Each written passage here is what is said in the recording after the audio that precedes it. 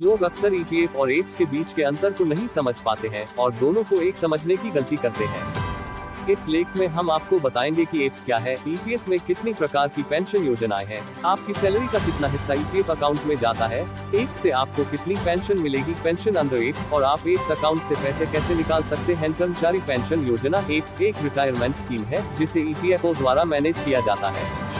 यह योजना संगठित क्षेत्र में काम कर चुके रिटायर कर्मचारियों के लिए है जो 51 वर्ष की आयु में रिटायर हो चुके हैं। हालांकि इस योजना का लाभ केवल तभी लिया जा सकता है जब कर्मचारी ने कम से कम 10 साल तक नौकरी की हो। जरूरी नहीं कि ये नौकरी अपने लगातार ही की हो। एप्स को वर्ष 1995 में लॉन्च किया गया था और इस योजना में मौजूदा और नए ईपीएफ सदस्य शामिल हो सकते थे। नियोक्ता कंपनी और कर्मचारी दोनों ही ईपीएफ फंड में कर्मचारी की सैलरी में से 12% का समान योगदान करते हैं।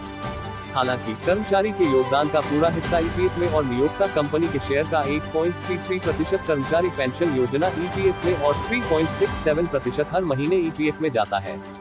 योग्यता शर्तें। कर्मचारी पेंशन योजना एप्स के तहत लाभ प्राप्त करने के लिए किसी भी व्यक्ति को निम्नलिखित शर्तों को पूरा करना होगा। आप ईपीएफओ के सदस्य होने चाहिए। आपने 10 वर्ष तक नौकरी की हो। आप 58 साल के हो। 50 वर्ष की आयु होने पर आप ईपीएस से पैसे निकालना शुरू कर सकते हैं, लेकिन वो कम होगी। आप 2 साल 60 साल की उम्र तक के लिए अपनी पेंशन को स्थगित कर सकते हैं, जिसके बाद आपको हर साल 4% की अतिरिक्त दर से पेंशन मिलेगी। ईपीएफओ के सभी योग्य सदस्य अपनी उम्र के मुताबिक पेंशन का लाभ तब से उठा सकते हैं जब वे पेंशन निकालना शुरू करते हैं। पेंशन राशि अलग अलग मामलों में अलग अलग होती है। 158 साल की आयु में रिटायर होने पर पेंशन। कोई सदस्य 58 वर्ष की आयु में रिटायर होने के बाद पेंशन लाभ लेना शुरू कर सकता है। हालांकि 58 वर्ष की उम्र का होने तक सदस्य ने 10 साल नौकरी की हो।